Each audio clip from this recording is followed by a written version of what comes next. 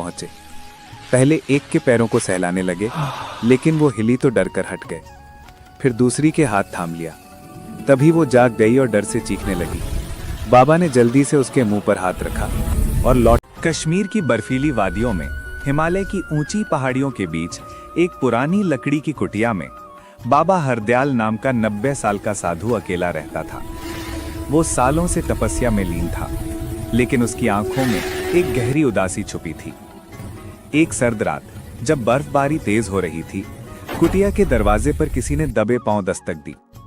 बाबा हरदयाल चौंक कर उठे और धीमी आवाज में बोले, इस सुनसान जगह पर इस बर्फीले तूफान में कौन आ सकता है? दरवाजा खोला तो सामने 2 युवा और सुंदर महिलाएं खड़ी थीं। उनके चेहरे ठंड से नीले पड़ चुके थे। वे बोली, हम रास्ता भटक गई हैं।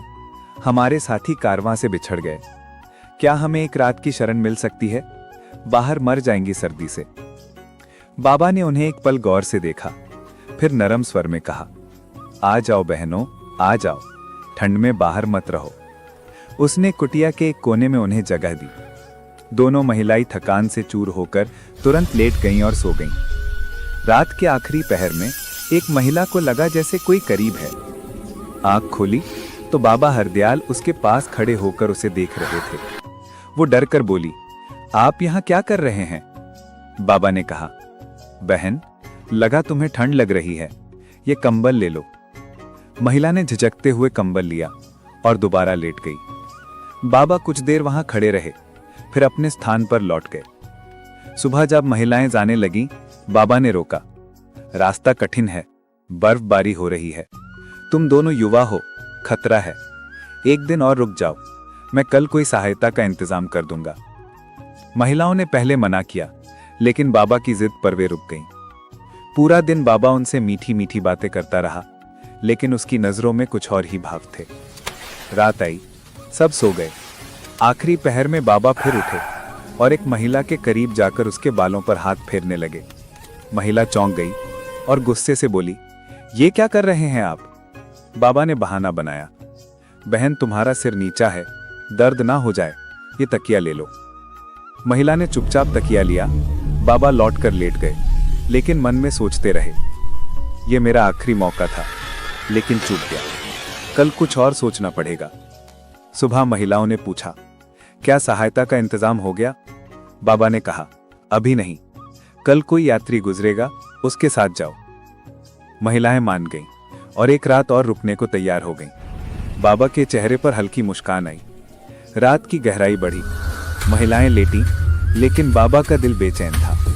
वो चुपके से उठे और उनके करीब पहुंचे। पहले एक के पैरों को सहलाने लगे, लेकिन वो हिली तो डर कर हट गए। फिर दूसरी के हाथ थाम लिया। तभी वो जाग गई और डर से चीखने लगी। बाबा ने जल्दी से उसके मुंह पर हाथ रखा और लौट कर लेट गए। महिला का दिल जोरों से धड़क रहा था। मैं सोचती रही कि ये साधु आखिर क्यों ऐसा कर रहा है। किसी तरह रात बीती। सुबह महिलाओं ने पूछा, क्या अब हम जा सकती हैं? बाबा ने कहा, शायद शाम तक कोई आए। महिलाओं ने एक दूसरे को देखा और कहा, ठीक है, शाम तक रुकते हैं। लेकिन उनके मन में शंका थी। दोपहर में एक ने धीरे से कहा, इसकी नजरें ठीक नहीं लगती, हमें जल्द निकलना चाहिए। दूसरी बोली, हाँ, रात में मेरे करीब आया था, मुझे अच्छा नहीं लगा। शाम से पहले बाबा आया और बोला, यात्री अब कल आएंगे, आज रात भी यहीं ठहरो। महिलाएं परेशान हो गईं। नहीं, अब हम नहीं रुकेंगी। बाबा ने कहा, ये जंगल है, रात में जंगली जानवर घूमते हैं, तुम युवा महिलाएं हो, अगर कुछ हो गया तो? महिलाएं सोच में पड़ गईं। फिर बोली, बस ये आखिरी रात है, कल हम हर हाल में जाएंगी। बाबा ने मुस्कुराकर कहा, ठीक है, लेकिन उस मुस्कान में कुछ और ही था। रात हुई। महिलाएं लेटी लेकिन जाग रही थीं। उन्होंने तय किया कि सोना नहीं है। बाबा भी लेटे थे, लेकिन नजरें उन पर टिकीं। जब लगा वे सो गईं, तो वो उठे और उनके पास पहुंचे। काफी देर खड़े रहे, फिर एक के माथे कुछ हुआ। वो जाग गई, करवट बदली, लेकिन कुछ ना बोली। बाबा लौटकर लेट गए। दिल तेज धड़क रहा था, लेकिन चेहरे पर कोई पछतावा नहीं। सुबह महिलाएं सख्त लहजे में बोली, अब कोई बहाना नहीं, हम जा रही हैं। बाबा चुप रहा, फिर बोला, शायद शाम तक आए।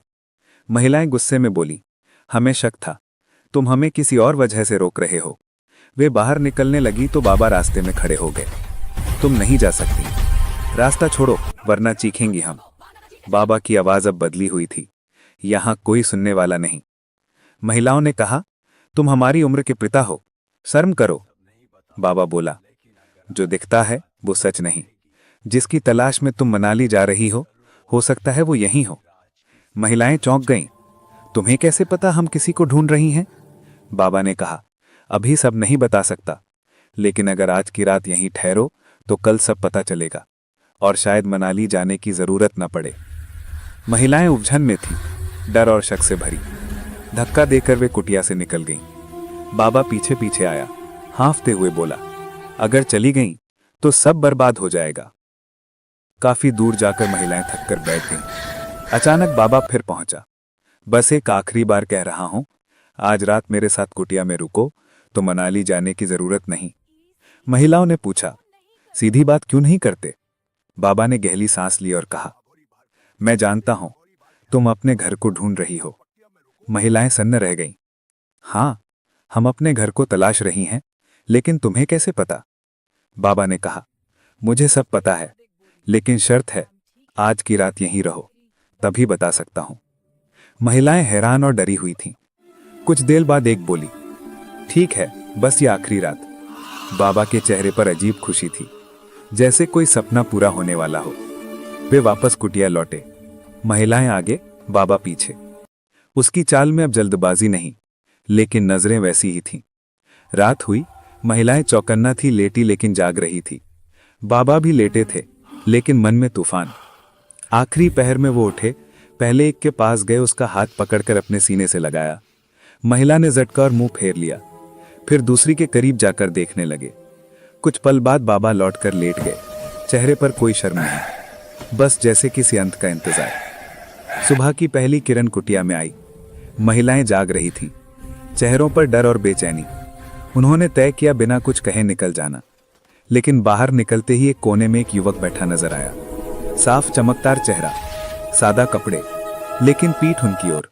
वे हैरान हुई, करीब जाकर पूछा। युवक ने चेहरा घुमाया तो दोनों चीख उठी, ये तो हमारा पति है। वे भागकर उससे लिपट गईं, आंसू बहने लगे। तुम यहां कैसे? हम समझे थे तुम हमेशा के लिए खो गए। युवक ने नरम स्वर में कहा, यह सपना नहीं, मैं लौट आया हूं। महिलाओं ने पूछा, लेकिन तुम इस साधु की कुटिया में कैसे, और वो कहां गया? युवक ने कहा, पहले उसे ढूंढो। उन्होंने कुटिया छान मारी, लेकिन बाबा हरदयाल कहीं नहीं, जैसे हवा में गुम हो गया। युवक ने गहरी सांस ली, अब समय आ गया सब जानने का। वो बोला, कई साल पहले मैं घूमते हुए एक बुजुर्ग और एक युवती से मिला। मैंने मजाक में कहा, तुम इस बूढ़े के साथ क्यों? तुम्हें तो जवान साथी चाहिए। बस युवती ने कुछ मंत्र पढ़ा और एक पल में मेरा चेहरा बूढ़ा हो गया, उसका मेरा। महिलाएं सन्न रह गईं। युवक ने कहा, यह सजा थी कि मैं साधु की शक्ल में रहूं, लेकिन उम्मीद थी कि अगर मेरी पत्नियां दिल से मुझे ढूंढती हुई यहां पहुंचे और बिना असली पहचान जाने मेरे साथ समय बिताएं तो सजा खत्म हो जाएगी। मैं खुद कुछ जाहिर नहीं कर सकता था। महिलाओं ने कांपती आवाज में पूछा, तो क्या तुम वही साधु थे? युवक ने सिर झुकाकर कहा, हां, मैं ही था। यह सुनकर दोनों जैसे पत्थर सी हो गईं, फिर रोते हुए गले लग गईं। माफ करो, हम तुम्हें पहचान न सकी। युवक ने कहा, तुम्हारा कोई दोष नहीं, तुम्हारा दिल सच्चा था, इसी ने मेरी कैद तोड़ी। फिर तीनों ने मिलकर नई जिंदगी शुरू की, जिसमें अब कोई दूरी नहीं, कोई राज नहीं, कोई शक नहीं। मोहब्बत अगर सच्ची हो तो वो हर आजमाइश, वक्त और फासलों को पार करके वापस आती है। घमंड मोहब्बत को सजा बना देता है, लेकिन सब्र, वफा और इखलास के साथ वही मोहब्बत इनाम बन जाती है। इंसान की असल पहचान उसके चेहरे में नहीं, उसके दिल की सच्चाई में होती है। हमारे 5 दिन की मेहनत पर एक छोटा सा कमेंट और लाइक सब्सक्राइब करना ना भूले। मिलते हैं फिर ऐसी ही कहानी के साथ।